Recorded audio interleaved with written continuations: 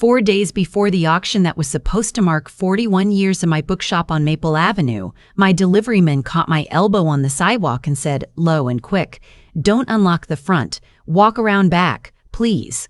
I had stopped by for nothing important. A box of inventory tags I had ordered for the rare books table at the auction had come to my house instead of the store, which sometimes happens when I forget which address I used. It was a Wednesday morning, gray and damp, and I had been planning to drop the box at the counter and drive home to finish wrapping the lemon bars I was bringing to my granddaughter's recital that afternoon. I had no reason to go in. No reason at all. His name is Bernard Holloway. He's driven the route between Asheville and our little stretch of Boone, North Carolina, for the better part of 14 years. He is 69, slow-moving, the kind of man who carries a box by sliding both arms underneath it instead of grabbing the sides, and he has never once in 14 years asked me for anything beyond a cup of coffee and a refill. So when he stopped me on that sidewalk with his hand on my elbow, I stopped. "Bernard," I said, "what is it?" He looked over his shoulder toward the front window of the shop. The blinds were drawn the wrong way, slatted up instead of down, which I noticed but didn't know how to read yet. He said, "Ma'am, your son's in there," and the other one. The man with the watch.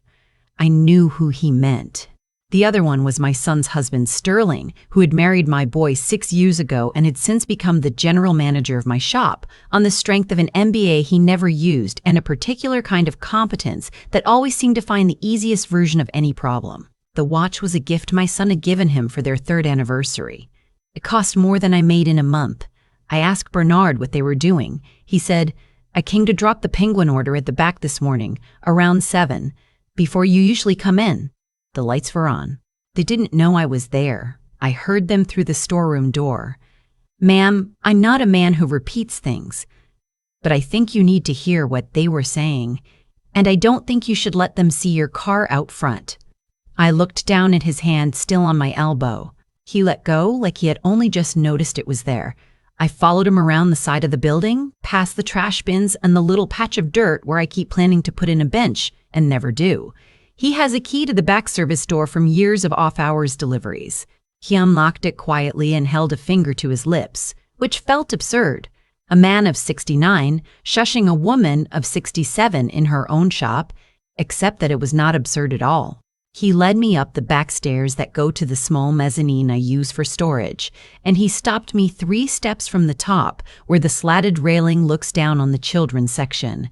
My son was standing by the picture book display. His back was to me.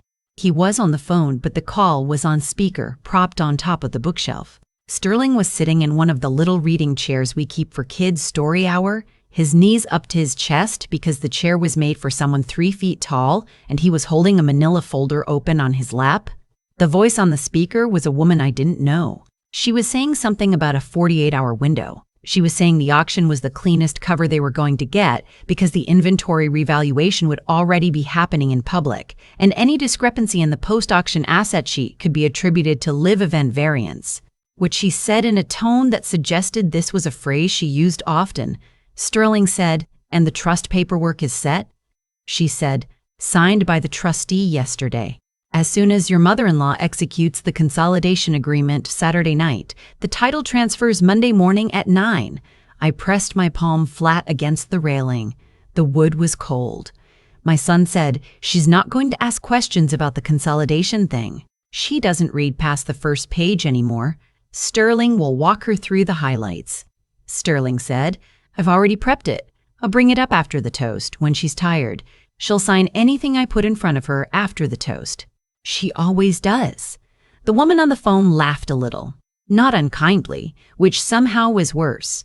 She said, "Boys, just remember, the second she signs, the storefront, the inventory, and the building become part of the holding company.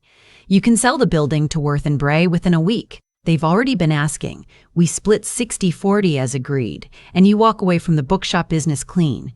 Your mother keeps her dignity. Everybody wins." My son said, "She'll never know the building is gone until they put up the construction fence." Sterling said, "By then, it's a story we tell her gently." I stood at the top of those stairs, and I did not move. I could feel Bernard behind me, one hand near my back, Not touching, but close, the way you stand near someone you think might fall. I counted to 10 in my head, which is something my mother used to make me do when I was a child, and I wanted to yell at one of my brothers. Then I counted to 10 again. Then I turned around, very slowly, and I went back down the stairs. We left through the back door. Bernard locked it behind us. We walked around to the sidewalk and he held open my car door for me like he was a man at a funeral, which in a way he was. I said, "Bernard, thank you." He said, "Ma'am, I'm awful sorry." I drove to the diner at the bottom of Cedar Hill. I ordered black coffee. I did not cry. I sat in the booth by the window and watched a man across the street walk a beagle in slow circles around a fire hydrant, and I thought about my husband, who had died 9 years ago of a heart attack at 63 in the back room of that very bookshop, surrounded by the boxes of clearance paperbacks he had been cataloging on a Sunday afternoon when he was supposed to be home watching a football game. He had wanted to come in. He always wanted to come in. He had been in love with that bookshop the way some men love boats. We started Cedar Lane Books in 1984 in a narrow rented storefront 2 blocks from where it is now, on the borrowed last $700 of a teacher's pension that belonged to his mother and that she had insisted he take. I was 26 and pregnant. He was 30. Our first inventory was 412 books, most of them used, most of them paperback. All of them shelved by me on shelving units he built one weekend out of pine boards and brackets from the hardware store. We sold 31 books our first week and ate canned soup for dinner 6 nights in a row. By the time my son was in kindergarten, we had moved to the bigger storefront on Maple, and I was running the rare books table on Saturdays while my husband ran the front. By the time my son was in college, we had 3 full-time employees, a children's section that brought in school groups twice a month, and a small but loyal customer base that drove up from Charlotte for our quarterly Southern Authors signings. By the time my husband died, our annual revenue was $410,000, which is not catering money but is a great deal of money for an independent bookshop in a town of 9,000 people. And I had built it brick by brick with him while raising one boy who I loved more than the bookshop and more than my own breath. That boy was now upstairs on the mezzanine of the bookshop his father built, telling another man how to get me to sign it away. I sat in the diner for an hour. The waitress refilled my coffee twice without asking. At some point, I took out my phone and called Imogen Caldwell, who has been my attorney since my husband died, and who was the only person in the world I trusted with what I had just heard. Imogen answered on the second ring. I told her every word I could remember. When I was finished, she was quiet for a long moment, and then she said, "Ruth, do not go back to the shop today. Do not call your son. Do not respond to any messages from Sterling. Drive to my office. I am clearing my afternoon." I asked her if we could stop it. She said, "I need to see paperwork before I can tell you that. But I can tell you this. They have not finished what they started. We have until Saturday night, and they don't know we know." I drove to her office. I sat across from her at the little maple table by the window where we have signed every important document of my life for the past 9 years, and I told the whole story again, slower this time, with the details I had been too rattled to include the first time. The phone call, the woman's voice, the phrase consolidation agreement, the mention of Worth and Bray, which Imogen knew because Imogen knows everyone, and which she said was a regional real estate firm that had been buying up small commercial properties along Maple Avenue for the past 3 years and converting them into mixed-use developments with apartments above and overpriced coffee shops below. She made one phone call while I sat there. Then she made another. By the time I had finished my second cup of office coffee, she had brought in a man named Calvin Drexler, a forensic accountant who worked out of an office 2 floors up and who used to be the head of fraud investigations for a regional bank before he went out on his own. Calvin was a small man with a very neat mustache and an entirely calm face. He listened to my story without interrupting. He asked 3 questions. Then he asked me how soon I could get him access to my QuickBooks, my bank statements for the past 18 months, and the corporate filings for any entity my son had created or co-signed in the past 2 years. I told him I could have all of it by morning. He said, "Ma'am, between now and Saturday night, I am going to ask you to do the hardest thing you have ever done. I'm going to ask you to act normal. Smile at your son, have dinner with him if you usually do. Don't change a single thing about how you behave." "Can you do that?" I told him I had been smiling through hard things for 41 years and that this would be no different. Which was a lie, but a useful one. That night, I sat at my kitchen table and I looked at the photograph on the windowsill of my husband and my son, taken on the morning we opened the Maple Avenue location. My son, maybe 6, sitting on a stack of boxes, my husband behind him with his hand on his head, both of them laughing about something I cannot remember. I had taken that photograph. I had set down the camera and walked across the new floor to them, and we had stood together and looked at the empty shelves and thought about everything we were going to put on them. I did not call my son that night. I almost did 4 times. Each time I picked up the phone and looked at his name and put it back down. In every version of the conversation I could imagine, he denied it. In every version, I lost something I was not ready to lose yet, so I called Theodora instead. Theodora has run the rare books desk for me since 2003. She is 63, a former librarian, and the closest thing I have to a sister in this world. She is also the only person besides me who has a full set of keys to every door of the shop. I told her, in the most general terms, that I needed her to watch Sterling for the next 2 days. Watch what he printed. Watch what he photographed. Watch who he met in the parking lot. I did not tell her why. She did not ask. She said, "Ruth, I have been watching that man since the week he walked in the door." She hung up before I could say anything else. Calvin called me at 6:15 the next morning. He said he had 3 things to show me and that one of them was older than the others and that I should sit down before I came in. I drove to Imogen's office. Calvin had set up at the maple table with a laptop and a yellow legal pad. He pushed a printed document across to me first.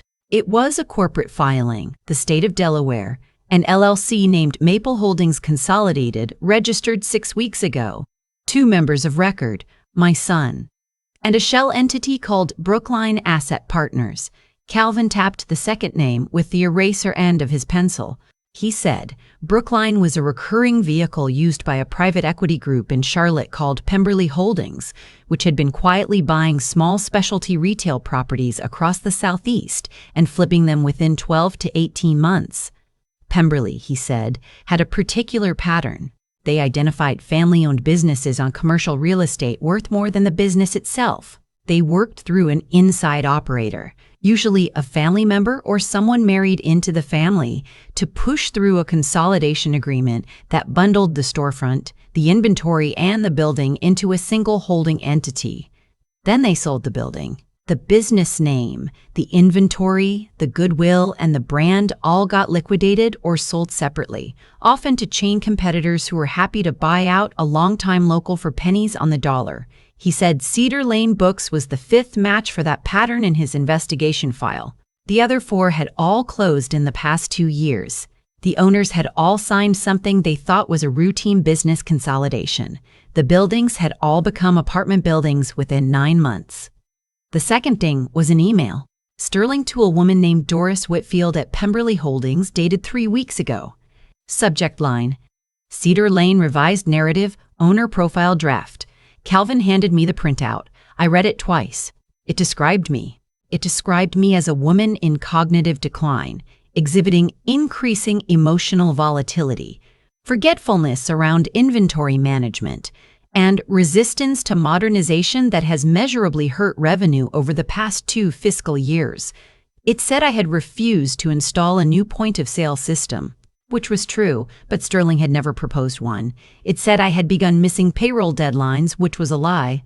It said I had recently confused 2 longtime vendors at a meeting, which was a lie wrapped around something that had actually happened, which is that I had called a wine rep by the name of his predecessor, who had retired and whose face I associated with the company more than the new man's. It said my son and son-in-law were stepping in compassionately to manage a transition before public embarrassment becomes unavoidable. I read it 3 times. My hand was not shaking, which surprised me. Calvin watched me read it and did not say anything. The third thing was older. Calvin laid out a court summary from 2020. A man in Greenville, South Carolina, 68 years old, had owned a specialty hardware store for 31 years. His son-in-law had been the operations manager. The son-in-law had built a paper narrative of the father-in-law's declining capacity, brought in an outside buyer, executed a consolidation agreement on a Friday evening at the old man's 70th birthday party, and walked away with a private commission of $220,000 when the deal closed. The old man had sued. The case had settled out of court. The records were partially sealed. The son-in-law in that case was Sterling. Different last name, same man. Calvin closed the folder. He let me sit with it. Imogen said, "We can file an emergency injunction Friday afternoon, but to make the case stick clean, we need them to attempt the signing on the record. We need witnesses, we need the document in their hands, and we need the moment they hand it to you." I asked her about my son. I asked her whether he had known about Greenville, about Sterling's other name. Calvin shook his head once, slowly. He said, "I can't tell you yet, but the Maple Holdings filing has your son's signature on it. Whatever he knew enough to sign that." I nodded. I went home. I walked through my own house from the front hall to the back porch, room by room, and I let myself feel it. The wedding photograph in the hallway, my son's kindergarten class picture above the kitchen phone, the Afghan my husband's mother had knit for our first anniversary, folded over the back of the sofa where my son had napped 1,000 afternoons of his childhood. I let myself remember him at every age, and then I made myself remember him at the age he was now, on that mezzanine, telling another man how to get me to sign. He had not become a stranger. He had been quietly persuaded that someone else was a better partner to him than his own mother. That is not the same thing. It is worse, and it is also somehow easier to grieve. Theodora called me at 9 that night. She said Sterling had taken 2 phone calls in the alley behind the dumpster between 3 and 5 that afternoon. She said he had photographed 3 documents from my office desk while I was supposed to be at lunch on Tuesday, which she had not realized at the time was significant but now did. She said she had found a draft printout in the recycling bin by the office printer, headed Cedar Lane Consolidation Agreement, Final Draft, and she had set it aside in the bottom drawer of her desk under a stack of catalogs. I told her not to touch it again and to leave the drawer locked and to come pick me up Friday morning at 7. Friday morning, Imogen filed the injunction paperwork with a judge she had known for 20 years. Calvin coordinated with the local police for what he called courtesy presence at the auction Saturday night. Theodora pulled the draft consolidation agreement from her desk and brought it to Imogen by lunchtime, where Calvin made copies, and Imogen highlighted the 3 paragraphs buried on page 11 that would have transferred title of the building, the inventory, and the trade name to Maple Holdings Consolidated upon signature. I sat at the Maple table and I drafted the speech I had been planning to give Saturday night for 41 years, and then I drafted a different one. Saturday came. I wore the navy dress I had bought of the small boutique in Asheville the month before, when I still thought the night was going to be what I had been telling people it was going to be. I curled my hair myself in the bathroom mirror. I put on the pearl earrings my husband had given me on our 20th anniversary, the ones I only wore at the shop's biggest events. I drove to Cedar Lane Books at 5:30. The tent in the back parking lot was already up. Catering was already setting trays. Theodora was at the rare books table arranging the lots for the silent auction. The string quartet was tuning. My son's car was already there. So was Sterling's. My son met me at the front door. He hugged me. He told me I looked beautiful. He told me he was proud of me, which made my chest do something I did not have time to feel right then. I hugged him back. I told him I loved him, and I meant it, even though my hand had not stopped shaking inside the sleeve of my coat for 2 days. Sterling kissed my cheek. He said he had a small administrative thing he wanted to walk me through after the toast. He said it was nothing, just some paperwork to clean up the LLC structure my son had set up to protect the assets before tax season. He smiled the way he always smiles, which is a smile that has been practiced in a mirror, and I smiled back. By 7, the room was full, 140 guests, longtime customers, the mayor, 2 of my husband's old college friends who had driven down from Roanoke. 3 teachers from the elementary school whose kids had grown up in the children's corner. The owner of the little bakery across the street, who had been sending me sourdough on Saturdays for 16 years. Theodora at the back, near the rare books table, in a black dress, watching the room. Bernard, in a suit I had never seen him in, standing near the side door, holding a small plate of finger food he was not eating. Calvin and 2 other men I did not know, near the front. Imogen at the 3rd row, with her folder closed on her lap and her phone face down on the table. At 8, the auctioneer brought me to the small platform. I looked at the room. I let myself look at all of them for a long second. Then I started the same way I had been planning to start for months. I talked about 1984. I talked about the first storefront, the one 2 blocks down. I talked about my husband's pine board shelving units. I talked about 412 books. I talked about my son on the boxes the morning we opened the Maple location. People laughed at that softly, and I saw Sterling smile at my son. And I saw my son not quite look back at him. Then I stopped smiling.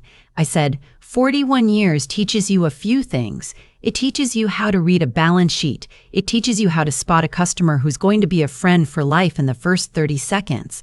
It teaches you how to stretch a dollar and how to forgive a bad month and how to keep going after the worst thing that can happen has already happened to you. I looked at my son. I said, and it teaches you the difference between people who are standing beside you because they love what you built and people who are standing beside you because they want what you built. The room went very still. I felt it shift. I saw Sterling's hand move to his jacket pocket and then stop. I said, 3 mornings ago, I came to this shop for a box of inventory tags. I had no intention of going inside. But a man who has driven the delivery route to this store for 14 years stopped me on the sidewalk and asked me, very quietly, to go around to the back. I looked at Bernard. Bernard looked at his shoes. I said, and what I heard inside this building changed everything I thought I knew about who was sitting at my own family's table. I nodded at the audiovisual booth. The screen behind me lit up. The Delaware LLC filing appeared first. Maple Holdings Consolidated. Sterling Shell Partner. My son's signature. I said 6 weeks ago my son signed paperwork for me in a holding company.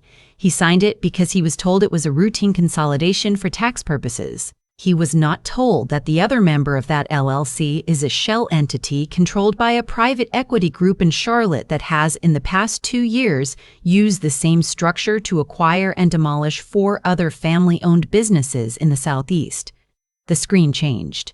The email from Sterling, the owner profile draft, the line about cognitive decline, the line about emotional volatility, the line about the wine rep. I said, 3 weeks ago, my son-in-law sent that document to Pemberley Holdings. He described me. I am 67 years old. I have run this bookshop alone for 9 years since my husband died. Our revenue last year was $498,000, the highest it has ever been.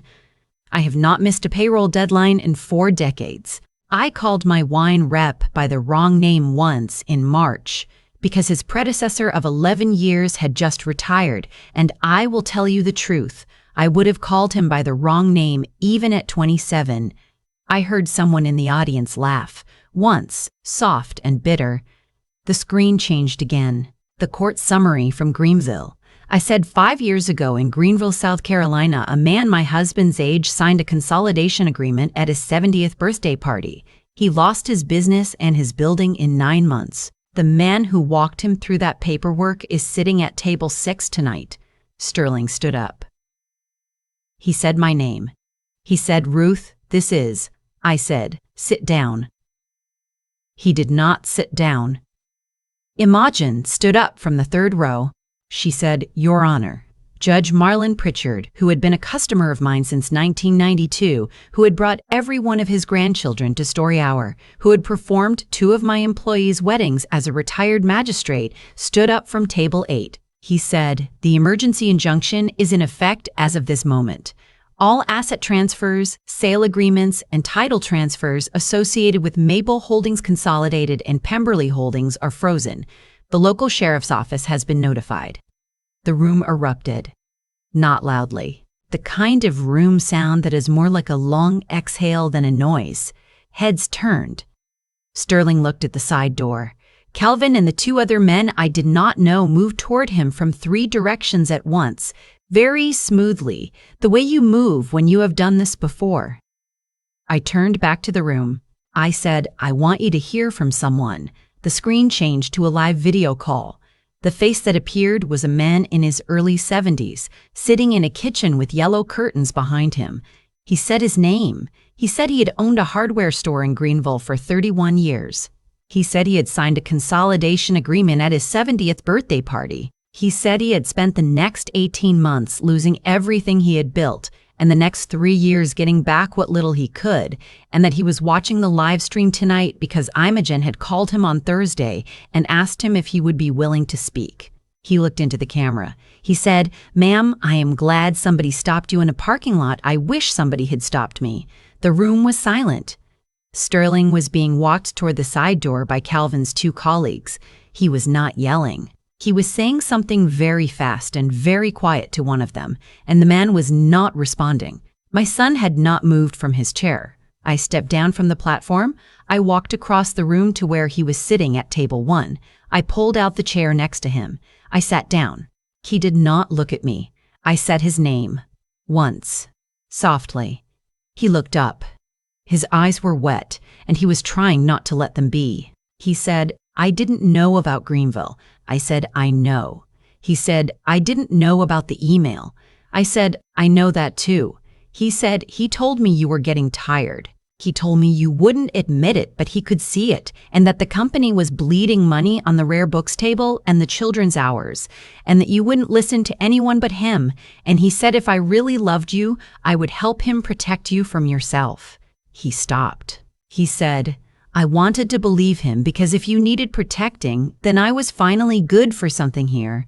And if you didn't need protecting, then I had spent 6 years of marriage agreeing with a man who was lying to me about my own mother, and I didn't know which one was worse." I looked at my son. I looked at him for a long time. I thought about every meeting in the past 4 years when I had answered a question before he was done asking it. Every quarterly review when I had rewritten his slides the night before without telling him why. Every time I had said, "Let me handle this one," because it was faster, because I knew the answer, because I had been doing it for 40 years and he had been doing it for 10. I had told myself I was teaching him. I had not been teaching him. I had been holding the door shut from the inside and telling him it was for his own good. I said, "Your father would have been a kinder teacher than I was. He would have let you find it for yourself." I kept trying to protect this shop, and I forgot that the shop was supposed to be something you and I shared, not something I held away from you so it wouldn't break. He didn't say anything. He was crying now, openly with his hands in his lap. I said, "We have a lot to talk about." "Not tonight. Tonight we just sit here." So we sat there. What came after took most of a year. Sterling was charged with fraud, breach of fiduciary duty, and 2 counts I cannot remember the legal names for, related to elder financial exploitation. The Greenville case was reopened. The 4 other families whose businesses Pemberley had stripped were contacted by the state attorney general's office. 2 of them got partial restitution. The other 2 had signed paperwork so airtight that the only thing left for them was to be part of the criminal case against Pemberley, which is ongoing. My son cooperated fully. He testified. The state did not bring charges against him because Calvin and Imogen worked very carefully with the district attorney to demonstrate that he had been a tool, not an architect, and because every document with his name on it had Sterling's hand guiding the pen.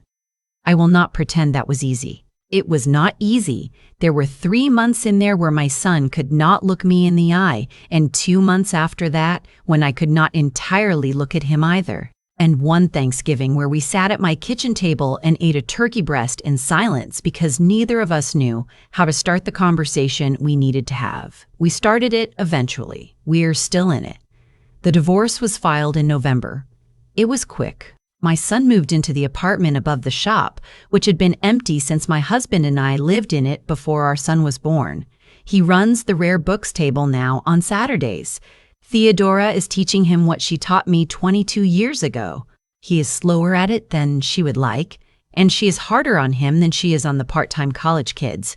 And he is grateful for both of those things in a way he tells me about sometimes when we sit on my back porch in the evenings. Imogen hired me a new operations manager. Her name is Constance Park. She is 54.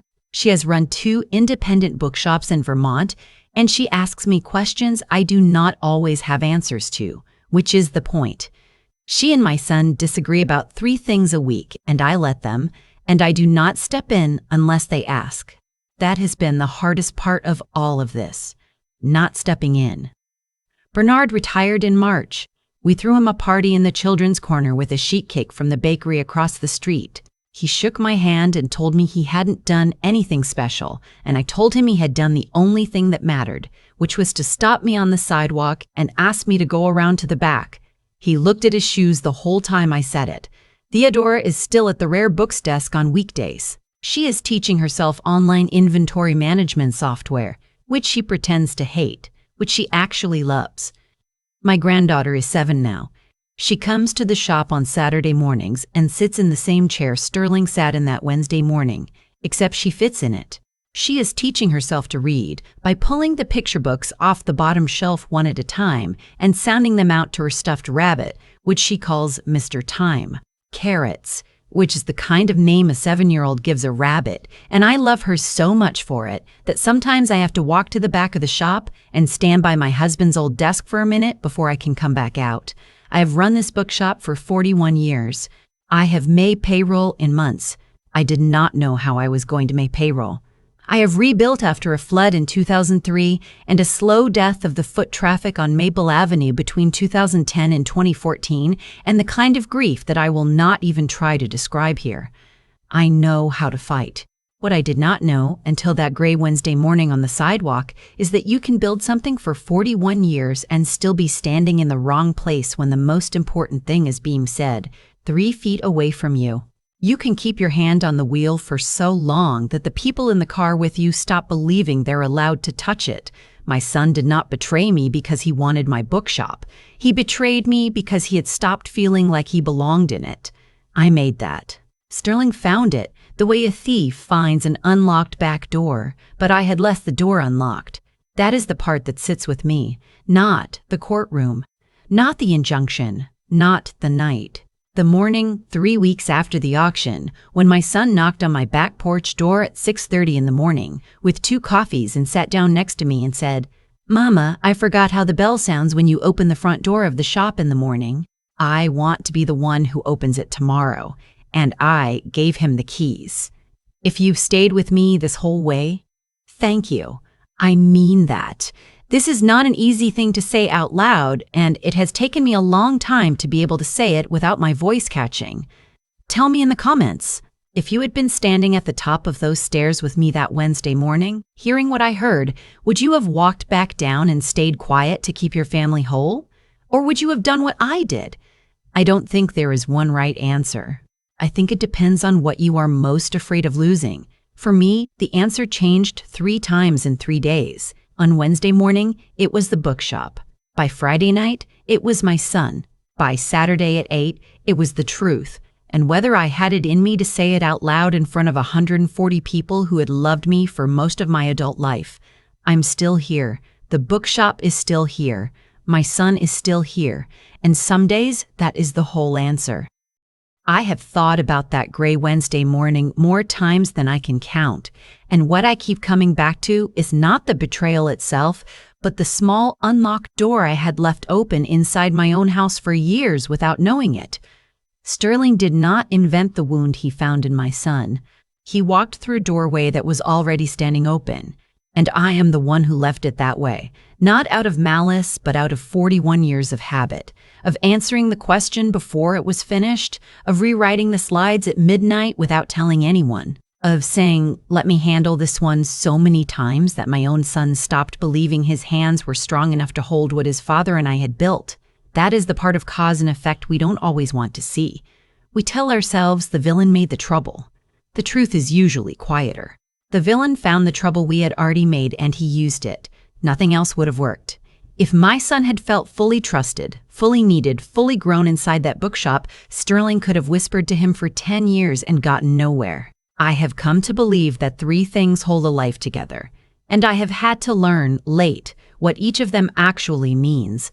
The first is what I will call decency, because the word morality has gotten loud in a way I don't like. Decency is the small, unglamorous habit of telling the truth in the rooms where no one is watching. Bernard had it. Theodora had it. The deliveryman who stopped me on a sidewalk had more of it in one hand on my elbow than my son-in-law had in 6 years of practice smiles. The second is wisdom, and wisdom is not cleverness. Wisdom is the willingness to look at the thing you have done and not look away. It took me a long time to look at my son and admit that I had been the door that locked him out. Cleverness would have blamed Sterling and stopped there. Wisdom made me sit on my back porch and write down every meeting where I had answered before he could finish. The third is the strength to act when acting will cost you something. I almost called my son that first night. I almost warned him. I almost protected him from a truth he needed to face in order to come back to me as a whole person. Doing the harder thing is not loud. It is mostly tired. It is mostly sitting in a diner with cold coffee and counting to 10. If you are listening to me tonight from a kitchen in Ohio or a porch in Texas or a parked car at the end of a long shift somewhere, I want you to know that the door inside your own house, the one you don't know you've left unlocked, is the only one you can actually do anything about. Watch who walks through it. And when someone you love stops feeling like they belong to what you have built together, do not wait until a sidewalk and a stranger have to tell you. Hand them the key while you still can.